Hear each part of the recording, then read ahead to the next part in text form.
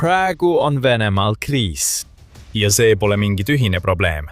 Kriis on haaranud kogu riigi, levides Moskvast Siberini, sest Putini sõda pole mitte ainult koju jõudnud, vaid see hakkab haiget tegema just neile inimestele, keda Venemaa väidetavalt tugev juht väidab end suutvat kaitsta. Ukraina paneb Putinil maksma kõige eest, mida ta on teinud. Kuidas? Ukraina leidis just Venemaa väljulüliti ja lülitas selle välja. Praegu, kui me räägime, on Venemaa haaratud ühest kõige hullemast kütusekriisist, mida riik on kogenud alates sellest ajast, kui Putin surus Venemaa oma raudsesse rusikasse, ega ole sellest lahti lasknud. Ukraina laastav kampaania Venemaa naftatööstuse vastu halvab kogu riiki, kuna puudujäägid levivad kiiresti piirkondadesse, mida Putin ei arvanud kunagi Ukraina tegevusest mõjutatavat. Kõik algas Krimmist. Mais alustas Ukraina sihipärast kampaaniat, et hävitada Krimmi poolsaart teenindav Venemaa logistika. Seda kampaaniat nimetatakse logistikablokaadiks. Ukraina ründab varustus- ja kütuseautosid mööda logistilisi artereid, mis hoiavad Venemaa Krimmi okupatsiooni elus, ning sellel on olnud selge mõju. 4. juuniks oli Krimmis teateid kütusepuudusest, mistõttu tanklad kehtestasid klientidele piirangud. Enamikule öeldi, et nad võivad osta vaid 20 liitrit kütust sõiduki kohta, mis tekitab suuri probleeme kõigile, kes sõltuvad töö tegemisel autoga sõitmisest. Hakkasid levima pildid tohututest järjekordadest tanklate ees, kuna Krimmi elanikud üritasid meeleheitlikult saada kätte poolsaarel saadaoleva bensiini viimaseid tilkasid. Kui jõuame 21. juunini, olid piirangud muutunud täielikuks kütusemüügi peatamiseks kõigile peale valitsusasutuste, kuna Ukraina pommitamised Krimmi logistika vastu olid sagenenud. Alguses tundus, et Venemaa kütusekriis mõjutab vaid ühte piirkonda, kuid olukord on Venemaa jaoks muutunud palju hullemaks. Vladimir Putini peamine probleem on see, et Krimmi isoleerimise kampaaniat on läbi viidud koos palju laiemate jõupingutustega Venemaa naftatöötlemis- ja transpordikeskuste halvamiseks. Ja see kampaania, ütleme nii, tekitab praegu Venemaal tõsiseid probleeme. 22. juunil teatas United24 meedia, et 6 Venemaa piirkonda on sunnitud kehtestama samasuguse kütuse erakorralise normeerimise, nagu nägime Krimmis juuni alguses. Need piirangud erinevad piirkonniti ning 6 neist on Omski, Saratovi, Amuri, Tambovi, Irkutski ja Voroneži oblast. Nendes piirkondades pole piirangud veel nii karmid kui Krimmis, vähemalt praegu veel mitte. Näiteks on Omski võimud piiranud bensiini ostmise 40 liitrini auto kohta, diislikütust linnades 80 liitrini ja maanteedel 200 liitrini. Saratovis on kehtestatud 30-liitrine bensiini ostupiirang, mis kestab vähemalt 30. juunini.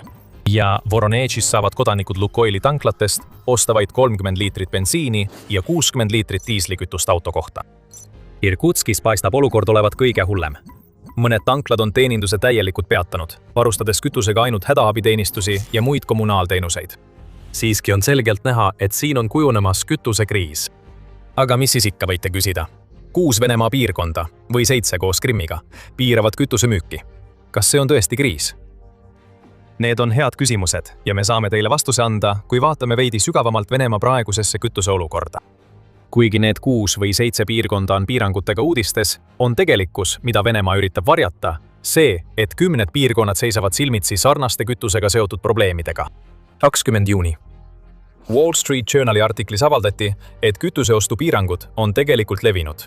53 Venemaa ja okupeeritud Ukraina piirkonda, kusjuures kõige kaugemad piirangud on kehtestatud Siberi ja Venemaa Arktika aladel. Need, keda me juba mainisime, on lihtsalt need piirkonnad, kus kohalikud kubernerid avalikustavad puudujääke piisavalt, et meedia neid märkaks. Kuid ajakirja andmetel jõudis Vene meediakanal The Bell 53 mõjutatud piirkonnani pärast seda, kui nad olid hoolikalt kokku kogunud avalikud teadaanded, mida lääne meedia tingimata ei märka. See on tohutu. See, mis esmapilgul näib piirkondliku kütuse probleemina, on juba arenenud kriisiks, mis hõlmab peaaegu kogu Venemaad. Muidugi teeb Venemaa kõik endast oleneva, et seda kõike mitte avalikustada. Väljaspool neid väheseid teateid, mis on olnud piisavalt avalikud, et neist ka väljaspool Venemaad kuuldaks, ei tule Venemaa Föderatsioonist eriti midagi välja. Putin pole kindlasti kriisi kohta midagi öelnud, ja see ei ole üllatav. Tunnistada, et kogu Venemaal on kütusepuudus, oleks sama hea, kui Putin lõpuks tunnistaks, et Ukraina võib oma rünnakutega Venemaale tõsist kahju teha. The Wall Street Journal kirjutab, et Putini valitsuskabinetil on 26. juunil plaanis kohtumine, et arutada seda probleemi, kuid on raske näha, milliseid lahendusi nad võiksid välja pakkuda. Kremli ei saa ju lihtsalt kütust õhust välja võluda. ning on raske käskida rafineerimistehastel tootmist suurendada, kui neid samu tehaseid külastavad ikka ja jälle Ukraina droonid. Sellest räägime kohe lähemalt. Kuigi Kreml vaikib kiivalt, muutuvad Vene inimesed nende probleemide suhtes üha häälekamaks. Ajakiri kirjutab ühest naisest, kes kurtis Telegramis, et pidi Moskva ja Peterburi vahelisel reisil oma paagi täitmiseks üle 2 tunni ootama. Juba see, et me neid piirkondi üldse mainime, näitab, kui kaugele see kriis on levinud. Need on 2 Putini jaoks Venemaa kroonipärlit. Kui neid mõjutavad kütusepuudused, siis teised, palju vähem tähtsad piirkonnad Venemaal, seisavad silmitsi tõsiste probleemidega. Raadio Vaba Euroopa Raadio Vabadus pakub rohkem teavet. Me ei saa tankida. Krasnodaris pole üldse kütust, vahendab väljaanne ühe juhi sõnu. Üle 1000 kilomeetri kaugusel Tatarstanis ütleb teine. Nagu alati on seier tühja peal ja ma olen lihtsalt paanikas. Kumbki neist ei ole nende 7 piirkonna hulgas, mida me juba nimeliselt mainisime. Ja see on tõestus, et see kütusekriis on levinud üle kogu Venemaa. See, millega Vladimir Putinil nüüd tegemist on, olenemata sellest, kas ta on valmis seda tunnistama või mitte, on kõige hullem kütusekriis, millega Venemaa on olnud sunnitud silmitsi seisma alates Ukraina sõja algusest. Ja see võib vabalt olla kõige hullem selline kriis, millega Venemaa on silmitsi seisnud alates sellest, kui Vladimir Putin võimule tuli. See võib tunduda kummaline väide. Lõppude lõpuks kirjutati umbes samal ajal, 2025 aastal, aruandeid Venemaal valitsenud sarnase kriisi kohta. Kui Ukraina hakkas 2025 aasta teisel poolel Venemaa rafineerimistehaseid ründama, hakkasid tekkima järjekorrad ja kehtestati piirangud. Ukraina on augustiks hävitanud vähemalt 17% Venemaa rafineerimisvõimsusest, teatas Guardian. Ja tundus, et Venemaa oli keset sama suurt kütusekriisi nagu see, mida me praegu näeme.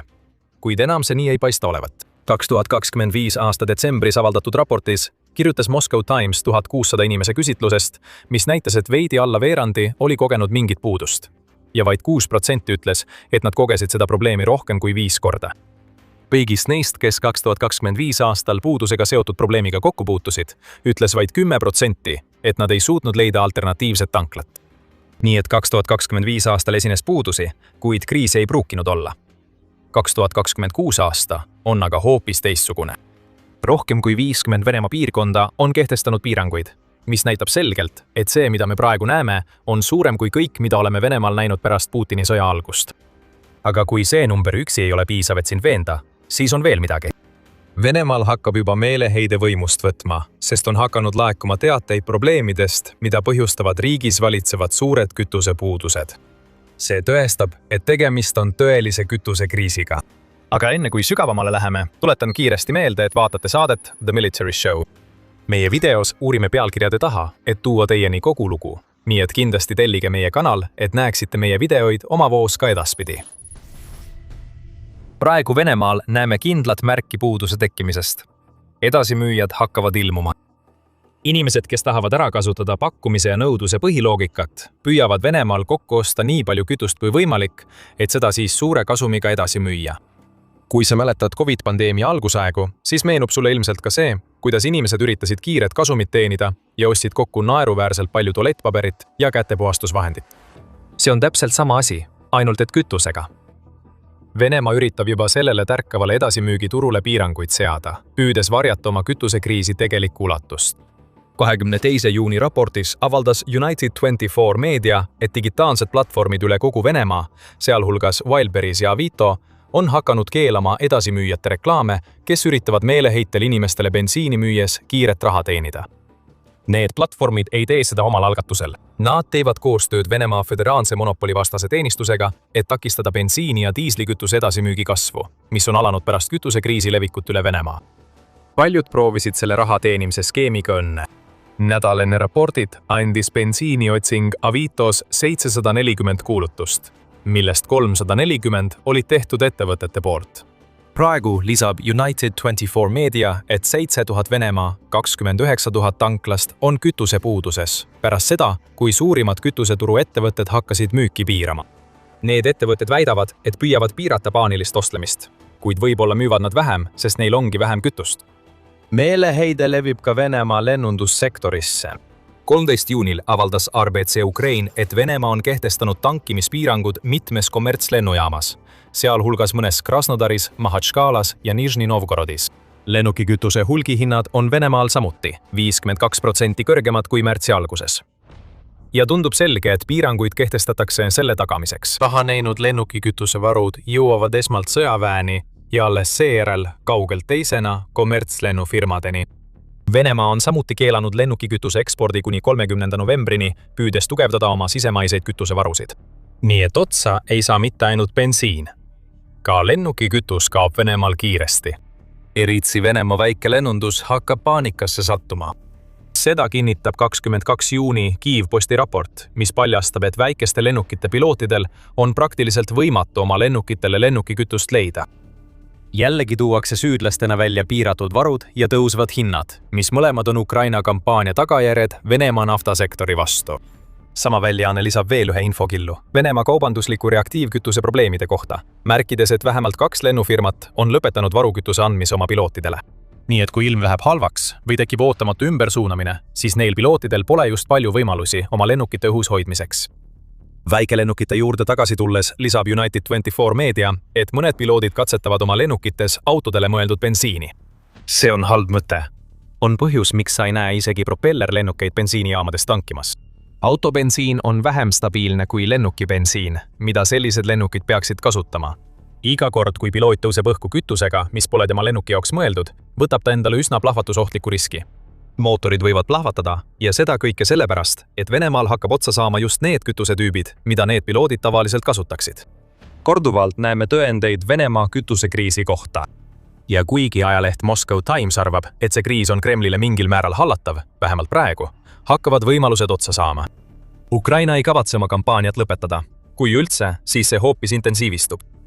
Kütusehindade tõstmine võiks loomulikult nõudlust vähendada, kuigi see tekitab ka pahameelt ega lahenda tegelikult kogu probleemi, et paljud venelased ei saa enam autoga sõita. Väljaanne viitab ka sellele, et puudused hakkavad sügiseks iseenesest lahenema, kuigi Ukraina põhjustatud nappuse perioodid muutuvad igal aastal pikemaks.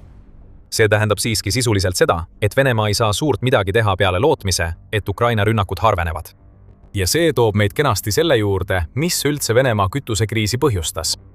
Video alguses ütlesime teile, et Ukraina on leidnud Venemaa väljalülituslüliti ja on sellega ümber lülitanud. See tähendab praktilises mõttes seda, et Ukraina on korduvalt rünnanud Venemaa naftarafineerimistehaseid kampaanias, mis algas tõsiselt 2025 aastal ja on ainult hoogustunud, kui oleme liikunud sügavamale 2026 aastasse. Wall Street Journal toob näiteks hiljutise rünnaku Moskva peamisele naftarafineerimistehasele, mis varustab enam kui 1/3 Venemaa pealinnas ja selle ümbruses kasutatavast kütusest, tõendina sellest, mida Ukraina teeb. Lisaks märgitakse, et Ukraina on alates märtsist korraldanud üle 24 sellise rünnaku Venemaa rafineerimistehaste vastu, mis on potentsiaalselt kõrvaldanud umbes 20% Venemaa rafineerimisvõimsusest.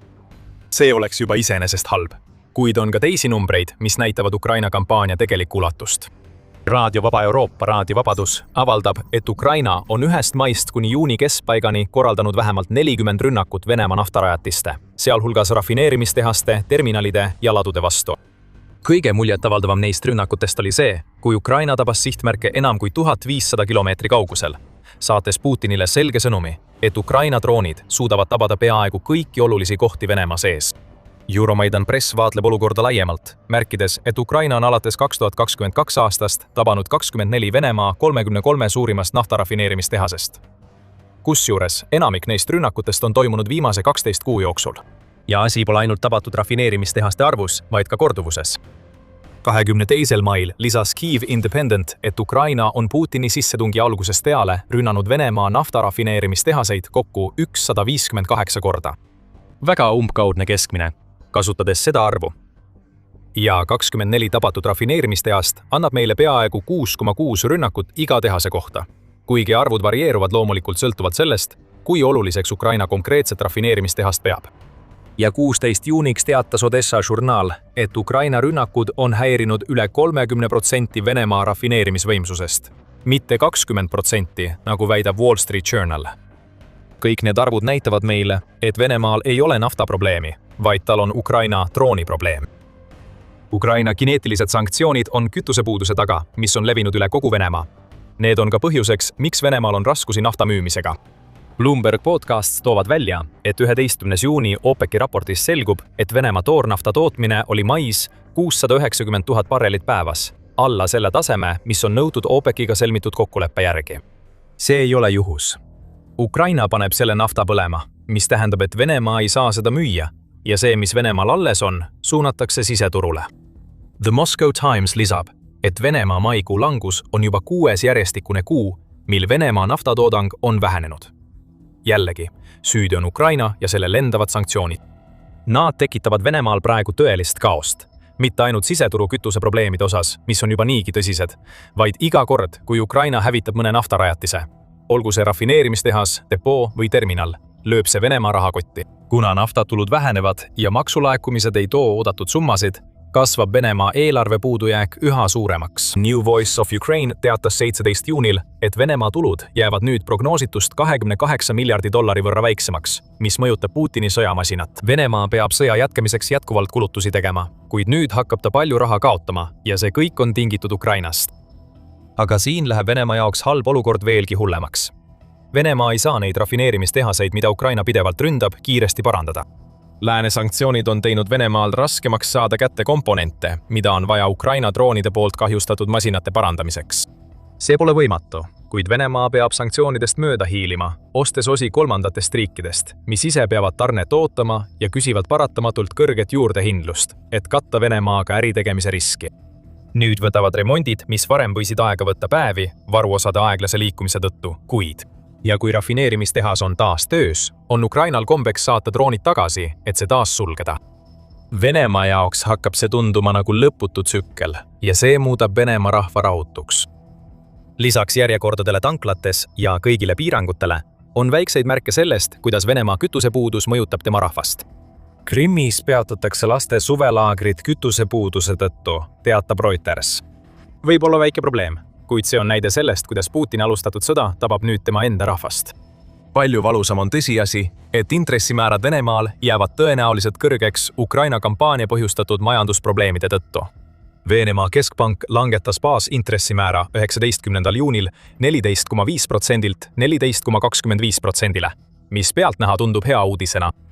Kuid Euronews toob välja, et analüütikud ootasid järsemat langust ning 14,25% on endiselt naeruväärselt kõrge. Keskpanga juht Elvira Nabiulina on samuti hoiatanud, et tema sõnul inflatsiooni soodustavad riskid koos Kremlist tulenevate oodatust suuremate kulutustega tähendavad, et sellised probleemid ei kao niipea kuhugi. Need võivad isegi hullemaks minna, eriti kui Ukraina jätkab oma kampaaniat Vene nafta vastu. Jällegi tabab Putini sõda tema enda rahvast. Ja kui sa arvad, et Kreml kavatseb midagi ette võtta, et vaigistada kogu sellest paratamatult tekkivat rahulolematust, siis mõtle uuesti. Venemaa sõnum oma rahvale, mida edastab Kremli-meelne telesaatejuht Vladimir Solovjov, on see, et igasugune jutt kütusepuudusest sotsiaalmeedias on lihtsalt hüsteeria. Üks kõneleja Solovjovi saates üritas isegi väita, et kõik on korras ja bensiini on igal pool. Aga nii see ei ole. Puudus on levinud Siberist Moskvasse ja kaugemalegi. Ja samal ajal, kui Putin jätkab toimuva pisendamist, muudab Ukraina olukorra ainult palju hullemaks. Raha hakkab otsa saama. Kütus hakkab samuti otsa saama. Ja varem või hiljem muutuvad järjekorrad bensiinijaamades sotsiaalseks rahutuseks, mida Putin kõige vähem näha tahab. Krimmis on olukord kõige hullem. Võib isegi väita, et tohutud kütusepuudused on okupantide jaoks Krimmi poolsaarel kõige väiksem probleem. Ukraina isoleerimisstrateegia muudab Krimmi saareks ja lõpetab peagi Putini ebaseadusliku võimu. Kuidas? Noh, vastuseid ja seda, mida Ukraina teeb, saad teada meie videot vaadates. Ja kui sulle see video meeldis, siis kindlasti telli The Military Show kanal, et näha rohkem meie kajastusi sellest, kuidas Putini sõda tema enda rahvast mõjutab. Ja nagu alati, aitäh vaatamast!